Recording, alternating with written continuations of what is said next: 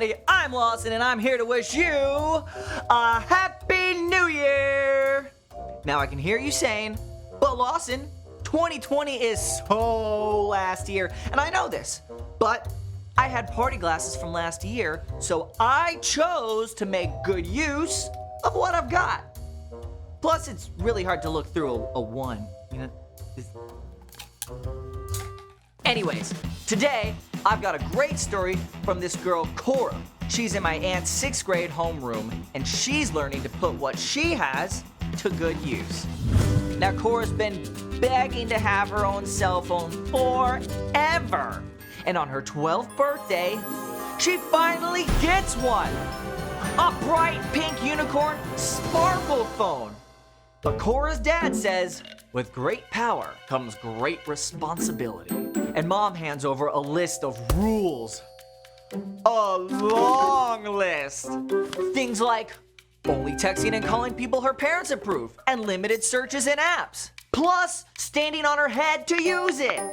Cora knows it's all worth it, so she signs the agreement and does the super wonderful wow pow up slam din down secret family handshake.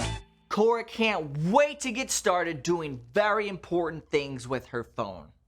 Things like taking lots of photos with funny filters and making videos in slow motion for her friends.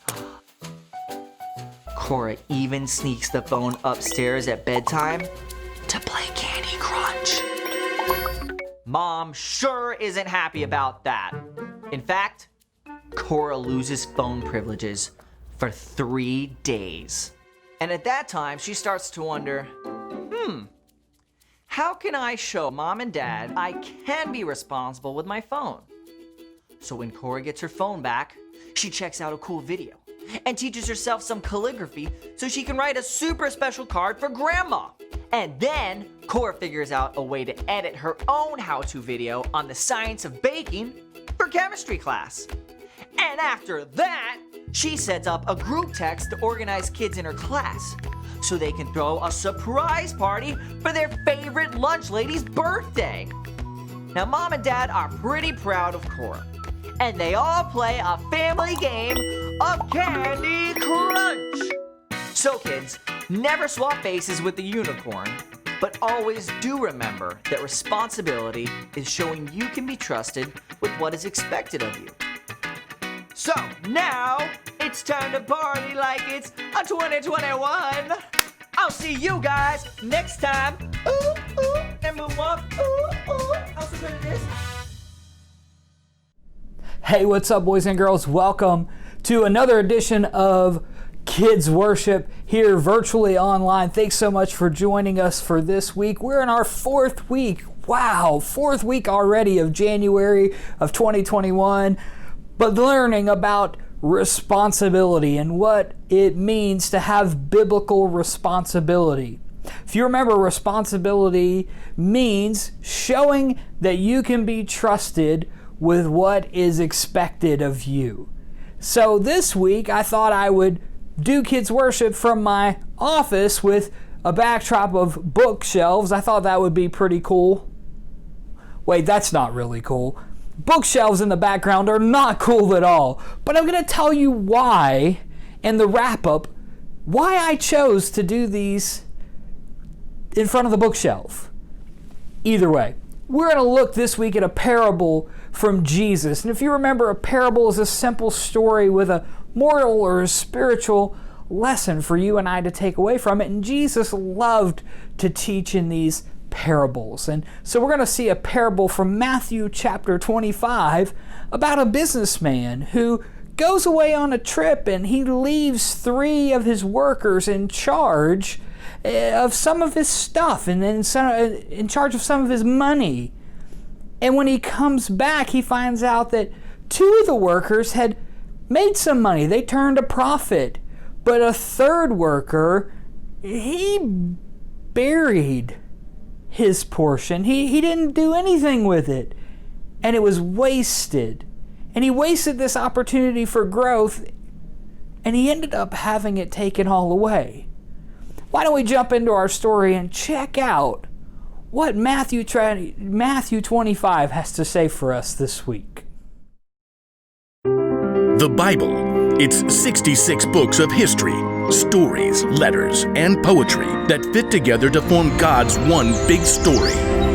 The epic adventure of how He created us and loves us so much that He made a way to rescue us. As we travel through the Bible, from Genesis to Revelation, we discover people who met God and found their lives changed forever. Now, for an amazing story, inspired by the book of Matthew, chapter 25, verses 14 through 30. When Jesus wanted to share truth with the people that followed him, he often would tell a parable, a story. Here is what the kingdom of heaven will be like. These parables used everyday situations to help people think and understand God's truth for themselves. One day in Jerusalem, Jesus wanted to share a story with his followers. If he told that same story today, it might sound something like this. There once was a man who created the world's most amazing energy bar. Just one bite and I feel like I could leap tall buildings in a single bound. What is even in these? If I told you, I'd have to leave you stranded on top of Mount Everest. The man did such a good job of selling the energy bars, he soon became wealthy. Then one day, he got on a Zoom call with 3 of his top employees. Zane, Ren, Murray, Yes, sir. Right here. Murray, Says he's here. I don't hear him. start your audio, Murray. Oh, hey, just, I was finishing the movie. I've called you together for an important purpose. I'm going offline. You're what? Completely screen-free. I'm going to travel the world for a while. Hike Everest, cross the Sahara, dive down to the Mariana Trench, miles beneath the ocean, all fueled by my energy bar, of course. Dude, that is far out. Literally. The rich man had carefully studied his employees and knew what they can handle. While I'm gone, I'm leaving you in charge of my money. Zane, I'm sending you an encrypted key to access my gold account with 5,000 credits. Oh, excellent. Ren, here's an encrypted key to access my silver account with 2,000 credits. I'm on it. Murray, check your inbox for an encrypted key to my bronze account with 1,000 credits. That's it. That's it. I'm going off the grid. Immediately, Zane accessed the money from the gold account and put that money to work. He hired scientists and designers to create a suction shoe that would keep a rock climber from falling. I call it the fly shoe. The fly shoe sold as nearly as fast as the energy bar. Zane soon made his money back, and more. Ren, meanwhile, made excellent use of the money in the silver account. What does every adventurer need besides fuel and shoes? A friend. So Ren invented a robotic hamster that could travel anywhere an explorer can go, from the highest of mountains to the deepest ocean trench. Soon, robotic adventure hamsters sold as fast as toilet papers. So that left only Murray, who sat looking at the bronze account on his computer screen. Only 1,000? It's like he expects me to mess it up. Well, I'll show him. Ha! So Murray took the money out in coins and stashed them in a giant bag. Then late one night, dug a hole in his backyard, stashed the bag inside, and covered it right back up. Great. Now all I have to do is go back inside and watch Netflix. After a very long time, the rich man returned from the wilds. Ah, electricity, internet. I have returned to the grid. Please accept my meeting invite. Zane and Ren hopped on the call immediately. Murray took a little longer. Start your audio, Murray. Oh yeah, there it is. I'm excited to see how you've handled my money. Zane? Through sales of the fly shoe, I've added 5,000 more credits to your gold account. Well done, good and faithful employee. You've been faithful with a few things. I will put you in charge of many things. Come and share my happiness. Now, Ren. My adorable traveling robotic hamsters have earned 2,000 more credits for your silver account. Well done, good and faithful employee. You have been faithful with a few things. I will put you in charge of many things. Come and share my happiness. So, Murray. Yeah, hold on. Murray reached down and held up a muddy sack. He spilled the coins across the desk. How much is that? 1,000 credits. That's what I gave you. Yeah. Yeah, well, I knew you're a tough businessman. You make money even where you haven't worked for it.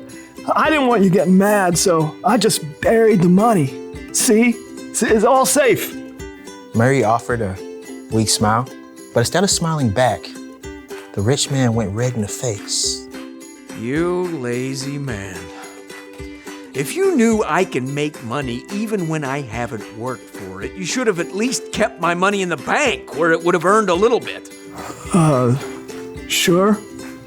The rich man turned to his personal assistant and ordered.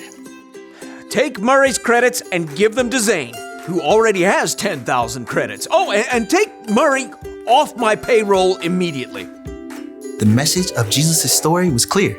If you are responsible for what you were given, you'll be given more. If you wasted it, you end up with nothing.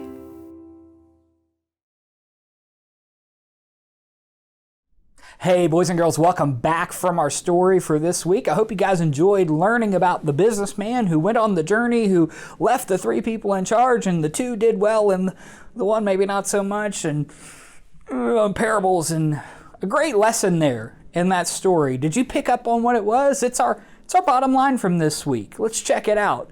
Make the most of what you've been given. Let's say it again. Let's say it for our neighbors. Really loud. Make the most of what you've been given. Boys and girls, God has given us so much. And like I mentioned, I don't think it's very cool to be hanging out in front of some bookshelves to do our kids' worship, but these bookshelves mean a lot to me, and they represent a lot of what God has given me. You know, I have books that give me knowledge and help me learn things, but the most important book, my Bible. God's given me His Word, and I need to make the most of that. I need to spend time with it. If I really want to know who God is, the greatest way, one of the greatest ways I can do that is by reading my Bible and reading it often, making it a habit to read my Bible. You know, but this bookshelf has a lot of other things. It has UVA stuff. I'm a huge UVA fan. You guys probably know that if you've ever been around me. I love UVA stuff, and I consider that to be a really cool thing that God has given me, even if I wish sometimes we won at sports a little bit more, particularly football, but I'm still diehard UVA fan. And I got pictures of my family, and I got, you know, all this cool stuff. You know what I even have on here? I have games. I have cards. God's given us cards and games and the ability to play and do stuff. Do I make the most of what God has given me? And that's our lesson for this week, boys and girls. When we look at the parable from Matthew chapter 25, it's to remind us to make the most of what God has given us. We have a lot to be thankful for, and God's given us a lot. But you know what? Our memory verse reminds us that little things versus big things, and being trusted with those things. So let's take a look at our memory verse. If you remember, it's from Luke chapter 16. It's verse 10, and let's check it out. Suppose you can be trusted with something very little. Then you can also be trusted with something very large. Say it one more time. Suppose you can be trusted with something very little. Then you can be trusted with something very large. If we want more responsibility, we want the opportunity to have and do more things, particularly when it comes to knowing God and our relationship with Him, we have to be trusted with the little things. We have to show responsibility with those things that we're expected to do. And if we do that, maybe God will open the door for us to be able to do bigger and better things. Remember, boys and girls, God's given us all kinds of things: money, stuff, talents, gifts. And He wants us to make the most of those things. So I encourage you this week to make the most of the things that God has given you. I hope you have a great week. If you're interested in connecting a little bit more, shoot me an email. Well, have mom or dad shoot me an email. And we'll get you connected to our virtual life group. We do those on Sunday afternoons, and we'd love for you to be a part of that. You shoot me that email, I'll get you the information from our leaders and get you connected in the right way. But until then, however you're connecting, remember, make the most of what's been given to you. I hope you have a great week, and I thank you for joining us for Virtual Kids Worship this week here at the Heights.